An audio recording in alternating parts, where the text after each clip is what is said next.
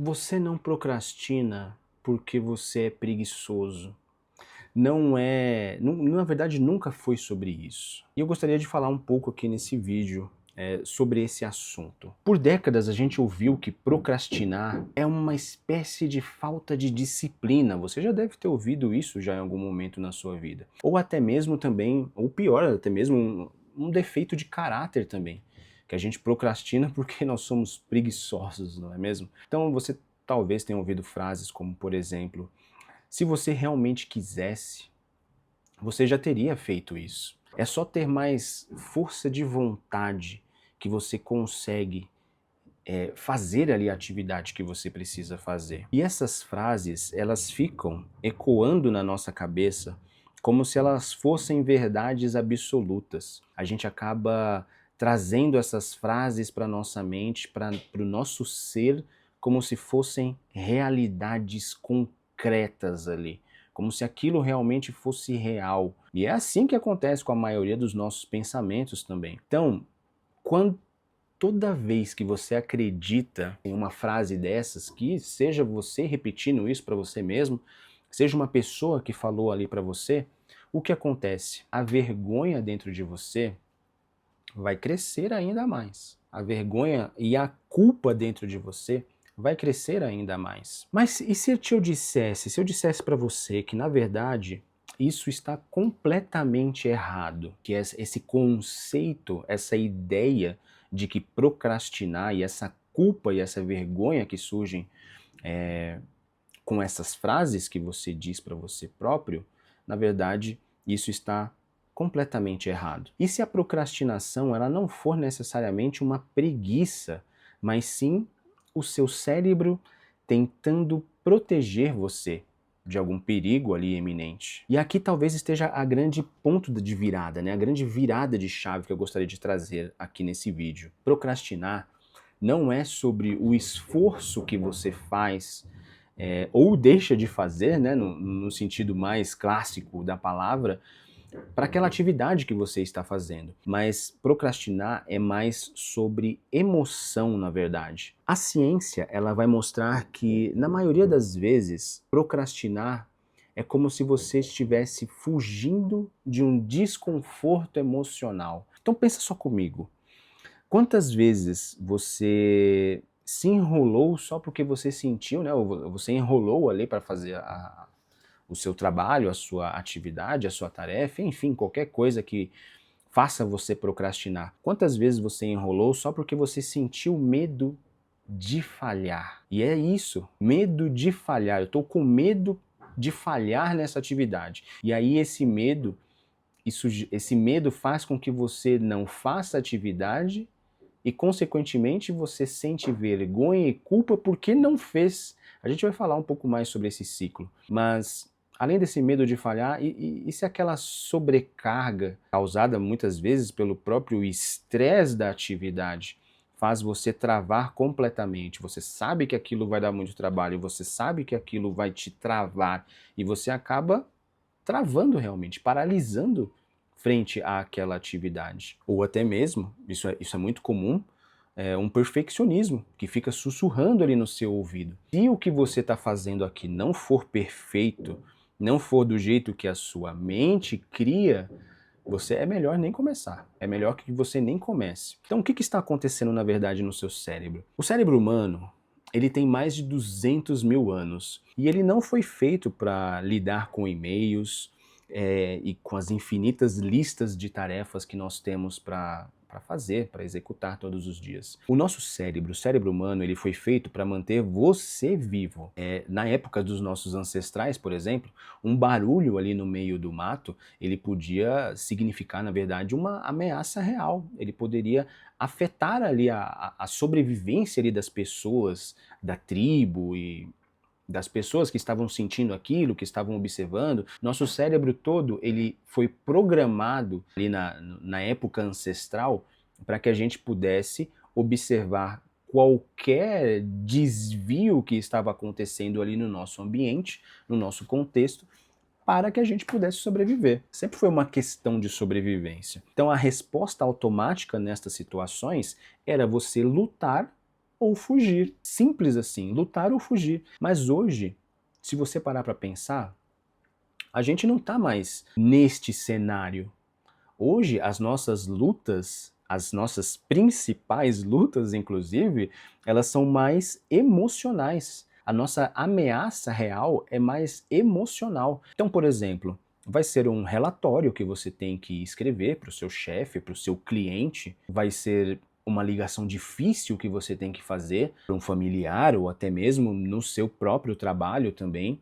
Vai ser um prazo que você tem que cumprir com o seu cliente, com qualquer pessoa que você precisa ali cumprir um prazo, mas esse prazo ele parece pesado demais para que você possa cumprir, mas nessas atividades o seu cérebro ele vai reagir da mesma maneira de sempre, ele vai reagir de uma maneira igual. Então o que vai acontecer? O seu corpo ele vai entrar em alerta, o seu coração vai começar a acelerar muito mais, a sua respiração vai ficar curta, você talvez saiba como que é isso. É um dos sinais de um ataque de ansiedade, por exemplo. Você começa a se sentir ansioso ali, sua respiração começa a ficar curta, a ser mais rápida, e você talvez sinta uma tensão no estômago. Só que, qual que é o grande ponto? Não dá para você lutar ou fugir de uma planilha, por exemplo.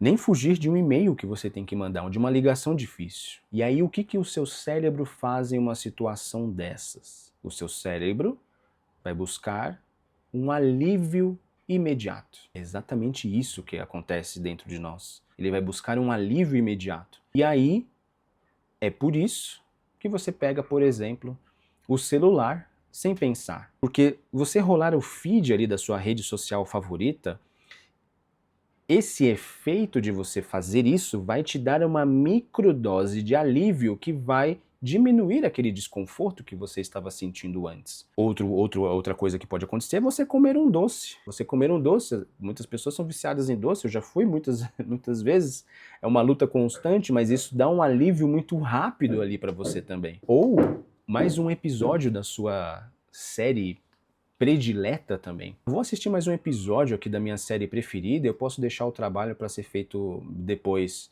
E aí, mais 40 minutos vão se passar longe daquele incômodo que você estava sentindo antes. Isso tudo a neurociência chama de recompensa imediata. E o nosso cérebro, ele adora fazer isso. Ele só quer, na verdade, que o desconforto desapareça, entende? Só que ele quer que o desconforto desapareça agora. E qual que é o problema disso? Esse alívio é como você jogar água em um alarme de incêndio. O som, ele vai até parar. Você joga água ali no alarme, o som do alarme de incêndio vai parar. Mas o fogo que está queimando ali a região vai continuar lá.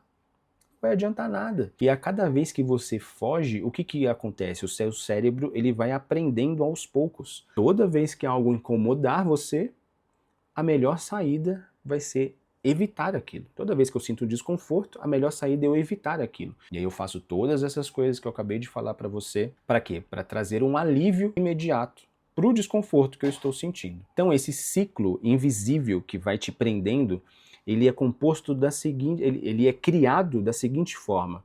Você tem uma tarefa, essa tarefa vai te gerar um desconforto, e você vai ter a tendência a fugir desse desconforto. Com essa fuga do desconforto, você tem um alívio temporário daquele desconforto inicial que a tarefa trouxe para você. Só que esse alívio ele vai vir carregado de culpa. Você vai sentir culpa porque você não fez o que você tinha que fazer. E essa culpa vai fazer com que você sinta uma espécie de vergonha também de si próprio, das outras pessoas, enfim, uma vergonha, uma culpa interna que vai fazer com que você se sinta mais ansioso. E essa ansiedade, é claro, vai te trazer mais desconforto e vai ficar mais difícil você começar novamente. E aí o ciclo se reinicia, porque você vai procurar mais alívio e o ciclo vai indo e indo e indo indefinidamente. A autocrítica, ela entra em cena aqui também, porque uma voz interna pode começar a vir falar para você, e já aconteceu comigo, já aconteceram com alunos meus também, isso é muito comum. Você vai começar a ouvir aquela voz interna dizendo: você sempre faz isso, você é incapaz, de conseguir fazer isso. Olha como que as outras pessoas conseguem fazer e você não. E isso, é claro, não ajuda em nada você. Isso, na verdade, só mais atrapalha você. Isso paralisa por completo você. E o seu cérebro, que já está em alerta, agora carrega também uma dose de vergonha e culpa. Qual que é o resultado? A próxima vez, você vai evitando fazer aquela tarefa com cada vez mais força. Você procura evitar mais e procura buscar cada vez mais alívio. Sempre o alívio, sempre evitando o desconforto. Além de tudo isso que eu falei para você, me perdoe, além de tudo isso que eu falei para você, tem também um peso da cultura que a gente vive. Para pensar junto comigo. Nós vivemos em uma cultura que ela exalta o guerreiro da produtividade. E o que é o guerreiro da produtividade? O guerreiro da produtividade é aquele cara que acorda às 5 da manhã, ele trabalha até não aguentar mais, ele está sempre estendendo ali o seu trabalho, ele é uma pessoa super produtiva, ele posta nas redes sociais como se isso fosse um troféu, como se isso fosse algo a ser exaltado. E quem não consegue dar conta, quem não consegue ter essa vida totalmente produtiva, como ela é vista? Ela é vista e é rotulado nessa pessoa que não consegue fazer isso, que se você parar para pensar, é realmente demais. A gente não é feito para fazer todas essas atividades uma atrás da outra, aquele velho conceito, não sei se ainda falam isso hoje em dia, mas falavam muito quando eu trabalhava em escritório, que era o conceito do multitarefa. Você tem que sempre estar fazendo várias coisas ao mesmo tempo. Quem não consegue fazer isso é rotulado como fraco, como preguiçoso, como desorganizado. E aí o problema não é você fazer... Mas aí o problema não é você fazer pouco, não é fazer pouco. É sobre você, na verdade, saber parar de fazer. É sobre você parar de fazer e não sentir culpa, mas você estar presente com aquilo que está acontecendo. E estar presente, inclusive, com o próprio desconforto. A chave aqui, o caminho para você sair desse ciclo, né, que a cultura e a gente se coloca o tempo inteiro, não é você ter necessariamente mais disciplina. E assim, vale a pena fazer um parênteses muito importante. Disciplina é sim importante. Disciplina pode fazer com que você aprenda a estar dentro do desconforto, mas tudo em excesso causa prejuízos para nós. Disciplina em excesso causa prejuízos para nós. Então o ponto não é você ter mais disciplina, mas é você passar a ter mais consciência. Consciência do que está acontecendo ali na sua vida e principalmente na sua vida não só externa, mas na sua vida interna também. E aí você passar a se perguntar: por que eu estou me sentindo desta forma agora? O que é que está tornando essa tarefa, isso que eu tenho que fazer, tão difícil? Por que isso é tão desconfortável? E reconhecer o que está aí, não tentar afastar qualquer sentimento desconfortável ou negativo que esteja com você agora. Mas é reconhecer que isso que está aí, reconhecer os pensamentos, as emoções e as sensações que estão presentes com você agora. E trazer pouco a pouco a sua atenção para a sua respiração.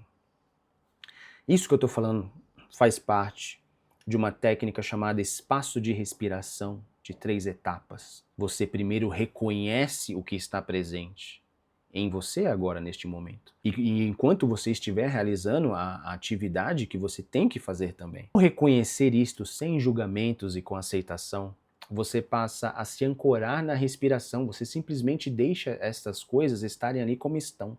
E observa a sua respiração, o ar entrando e saindo. E depois, na terceira etapa, você expande essa consciência de você mesmo para todo o seu ser, para todo o seu corpo. Esta é claro, eu expliquei brevemente esta técnica para que você possa já executar isso na sua vida, para que você possa já diminuir essa ânsia de tentar evitar o desconforto a todo momento, que você possa, enfim, começar a vencer essa ideia de procrastinação, a vencer essa culpa e a vergonha que vem com isso, sendo que o que nós precisamos necessariamente é parar, é aprender a parar e estar presente com o que quer que surja. E não fazer mais as coisas baseado em culpa ou vergonha, mas sim fazer as coisas baseado em consciência, entende? É claro, se você quiser evoluir nesta prática, eu vou deixar o link aqui na descrição do treinamento Concentrando de 8 semanas, um treinamento ao vivo comigo,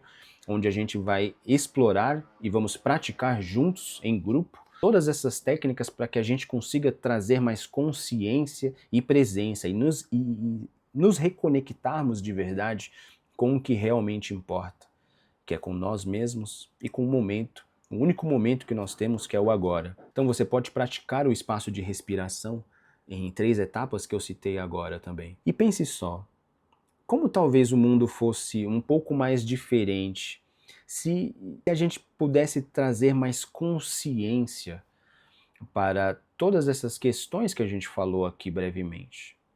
Talvez ninguém seria mais chamado de preguiçoso ou outros adjetivos. Você pode escolher os adjetivos que você já ouviu por aí. As empresas e as escolas talvez ensinassem a gente a lidar mais com as emoções difíceis, e isso é muito importante. A gente não aprende a lidar com essas emoções. E talvez, se a gente trouxesse mais consciência para as nossas tarefas, e principalmente consciência para o que está dentro de nós, a produtividade, ela não viria mais da culpa, e sim desse caminho que eu estou falando agora. O que eu gostaria de deixar de mensagem aqui para você que me acompanhou até aqui, e comenta aqui embaixo se você assistiu esse vídeo até aqui, comente, é necessário mais consciência na nossa vida. Comenta aqui, é necessário mais consciência na nossa vida para eu saber que você chegou até este momento do vídeo. Mas a mensagem que eu gostaria de deixar para você é que procrastinar não é necessariamente uma fraqueza,